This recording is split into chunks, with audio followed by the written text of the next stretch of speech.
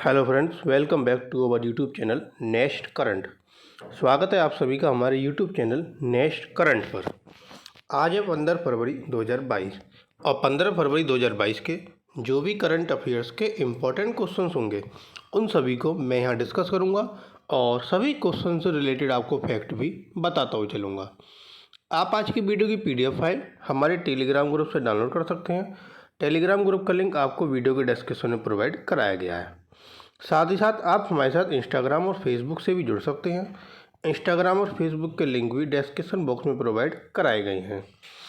अगर आपने अभी तक हमारे चैनल सब्सक्राइब नहीं किया है, चैनल को सब्सक्राइब करना ना भूलें और नोटिफिकेशन बेल भी प्रेस करें ताकि आपको सभी वीडियो के नोटिफिकेशन मिलते रहें। अगर आपको वीडियो पसंद आए तो वीडियो को लाइक, कमेंट और शेयर करना भी ना भूलें। तो आज का पहला क्वेश्चन है कि हाल ही में इसरो ने 3 उपग्रह को लेकर कौन सा ध्रुवीय उपग्रह प्रक्षेपण यान लॉन्च किया।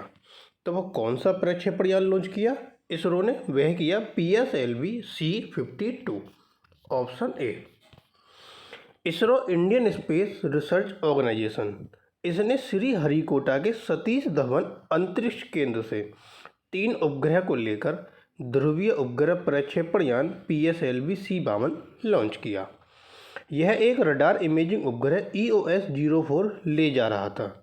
अन्य 2 उपग्रह में IIST का एक विद्यार्थी उपग्रह और इसरो का एक प्रौद्योगिकी प्रदर्शक उपग्रह शामिल है।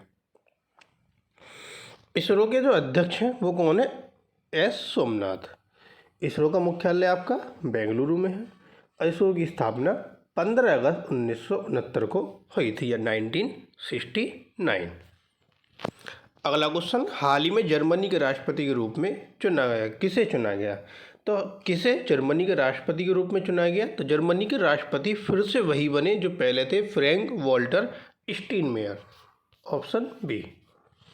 13 फरवरी को फ्रैंक वॉल्टर स्टीनमेयर जर्मनी के राष्ट्रपति के रूप में दूसरे कार्यकाल के लिए चुने गए। वह 2017 से राष्ट्रपति के रूप में कार्यरत हैं। वह पहले 2005 से 2009 तक और फिर 2013 से 2016 तक विदेशी कार्यों के मंत्री थे और 2007 से 2009 तक जर्मनी के वाइस चांसलर भी थे। ओलाफ स्कोल्ज जर्मनी की कौन है? चांसलर। तो आइए जर्मनी के बारे में जान लेते हैं। देखिए, ये है आपका जर्मनी। जर्मनी की राजधानी बर्लिन। मुद्रा है यूरो। राष्ट्रपति फ्रैंक वॉल्टर स्टीनमेयर, ये पहले भी थे, अभी भी यही चुने गए। और चांसलर कौन है? Olaf Scholz. ये क्या? जर्मनी का आपका फ्लैग। अगला क्वेश्चन, हाल ही में कृषि उत्पाद निर्यात विकास प्राधिकरण ने अपना स्थापना दिवस कब मनाया? तो अपना स्थापना दिवस इन्होंने 13 फरवरी को मनाया। Option C. 13 फरवरी को इन्होंने अपना 36वां स्थापना दिवस मनाया। यह एक भारतीय शीर्ष निर्यात व्यापार संवर्धन सक्रिय सरकारी निकाय है। मुख्यालय कहाँ है इसका? नई दिल्ली में।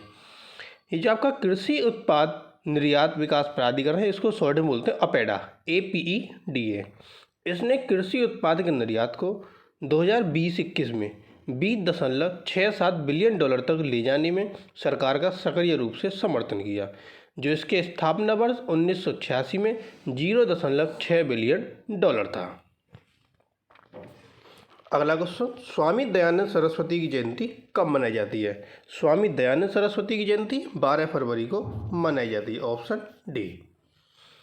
स्वामी दयानंद सरस्वती ये आर्य समाज के कौन थे? संस्थापक थे, जिन्होंने वैदिक धर्म के सुधार आंदोलन का प्रचार किया था। आर्य समाज की जो स्थापना वो 1875 में हुई थी। वह एक दार्शनिक और सामाजिक नेता थे, जिन्होंने 1876 में स्वराज का भारतीयों के लिए भारत के रूप में आह्वान किया। दयानंद सरस्वती ने 60 से अधिक पुस्तकें लिखी। उनके प्रमुख विद्वतापूर्ण कार्यों में से एक सत्यार्थ प्रकाश है, जिसका अर्थ है सत्य का प्रकाश। अगला क्वेश्चन, अंतर्राष्ट्रीय मृगी दिवस कब मनाया जाता है? अंतर्राष्ट्रीय मृगी दिवस 14 फरवरी को मनाया जाता है। Option A. इस वर्ष ये 14 फरवरी को मनाया गया। वैसे ये हर बार फरवरी के दूसरे सोमवार को मनाया जाता है। यह दिवस इंटरनेशनल ब्यूरो फॉर एपिलेप्सी और इंटरनेशनल लीग अगेंस्ट एपिलेप्सी द्वारा एक संयुक्त पहल है। यह दिन मृगी के बारे में जागरूकता बढ़ाता है, जैसे कि यह क्या है, इसका इलाज कैसे किया जा सकता है। मिर्गी क्या एक केंद्रीय तंत्रिका तंत्र विकार है जिसमें मस्तिष्क की गतिविधि असामान्य हो जाती है। अगला क्वेश्चन, हाल ही में किसे खादी और बिहार के अन्य हस्तशिल्प का ब्रांड एम्बेसडर नियुक्त किया गया? खादी और बिहार के अन्य हस्तशिल्प का ब्रांड एम्बेसडर नियुक्त हुए मनोज तिवारी। Option b. भोजपुरी गायक और भाजपा सांसद मनोज तिवारी को खादी और बिहार के अन्य हस्तशिल्प के लिए ब्रांड एम्बेसडर नियुक्त किया गया। राज्य के उद्योग मंत्री सैयद शाहनवाज हुसैन ने इनकी घोषणा की। एक अभिनेता के रूप में मनोज तिवारी धरतीपुत्र, राजा ठाकुर, भोले शंकर, इंटरनेशनल दरोगा आदि सहित कई फिल्मों का हिस्सा रहे हैं। अगला क्वेश्चन, हाल ही में भारत सरकार ने चीनी मूल के कितने ऐप पर प्रतिबंध लगा दिया? चीनी मूल के कितने ऐप? 54 ऐप पर भारत सरकार ने प्रतिबंध लगा दिया। Option C. ये ज़्यादातर वे ऐप हैं जिन्होंने खुद को रीब्रांड किया और नए नामों के साथ भारत में फिर से लॉन्च किया। प्रतिबंधित खेलों की इस सूची में सबसे बड़े नामों में से एक गरेना फ्री फायर इल्यूमिनेटेड है। कुछ अन्य प्रतिबंधित ऐप्स में beauty camera, sweet selfie HD, music plus, MP3 player, rise of Kings, lost crusade आदि शामिल हैं। जहां ऐप सभी प्ले स्टोर से हटाई जा रही हैं, उनमें से कुछ अभी भी उन डिवाइस पर काम करना जारी रख सकती हैं जहां उन्हें पहले ही डाउनलोड किया जा चुका है। अगला क्वेश्चन, हाल ही में national investment and infrastructure fund Ayana renewable power private limited ने किसके साथ भागीदारी की? तो ये भागीदारी की ग्रीनको ग्रुप के साथ। Option D. National investment and infrastructure fund, इसको शॉर्ट में बोलते NIIF, Ayana renewable power private limited ने हैदराबाद स्थित ग्रीनको ग्रुप के साथ साझेदारी की। यह हाइड्रोपंप भंडारण संयंत्रों में 6 गीगावाट घंटे बिजली का भंडारण करेगा, जिसे ग्रीनको आंध्र प्रदेश के पिन्नापुर में बनाया जा रहा है। अगला क्वेश्चन, हाल ही में किस राज्य में होप एक्सप्रेस शुरू की जाएगी? होप एक्सप्रेस शुरू होगी महाराष्ट्र राज्य में। Option A. महाराष्ट्र के स्वास्थ्य मंत्री राजेश टोपे के अनुसार राज्य में कैंसर की रोकथाम के लिए होप एक्सप्रेस शुरू की जाएगी। उन्होंने यह घोषणा कोल्हापुर के एक निजी अस्पताल में अत्याधुनिक मोजैक 3D रेडिएशन मशीन के शुभारंभ के मौके पर की और यह भारत में पहली ऐसी मशीन है। उन्होंने गांधी लाज के हट्टाटी अस्पताल में ऑनको प्राइम कैंसर सेंटर का ऑनलाइन उद्घाटन भी किया। होप एक्सप्रेस जिला योजना के माध्यम से प्रदेश के हर जिले में शुरू होगी। केंद्र से ग्रामीण क्षेत्रों में मरीजों को फायदा होगा। अब ये महाराष्ट्र में शुरू होगी, तो महाराष्ट्र के बारे में जानते हैं। ये है महाराष्ट्र, जिसकी राजधानी मुंबई, मुख्यमंत्री उद्धव ठाकरे, राज्यपाल भगत सिंह कोश्यारी, कुल जिलों की संख्या 36, लोकसभा सीटें 48 और राज्यसभा सीटें 19। अगला क्वेश्चन, हाल ही में MSME किसके साथ मिलकर गुणवत्तापूर्ण सामान पहुंचाने का काम करेगा? तो MSME यह काम करेगा अमेजन के साथ मिलकर। Option B. MSME और अमेजन देश में उत्पादन बढ़ाने और सस्ती कीमत पर गुणवत्तापूर्ण सामान को लोगों तक पहुंचाने के लिए मिलकर कार्य करेंगे। MSME मंत्री नारायण राणे ने अमेजन इंडिया प्लेटफॉर्म पर इंडिया ODOP यानी कि वन डिस्ट्रिक्ट वन प्रोडक्ट बाजार को लॉन्च करने के बाद इसकी घोषणा की। अमेजन ने ODOP पहल का समर्थन करने के लिए एक ODP स्टोर भी लॉन्च किया। इस स्टोर के माध्यम से लोगों को लखनऊ, उत्तर प्रदेश से चिकनकारी, बस्तर, छत्तीसगढ़ के ढोकरा धातु शिल्प, चिकमगलुरु, कर्नाटक से कॉफ़ी, संबलपुर उड़ीसा से संबलपुरी इकत, महाराष्ट्र से वल्ली पेंटिंग आदि जैसी विविध और अद्वितीय उत्पादों तक आसानी से पहुंच प्राप्त होगी।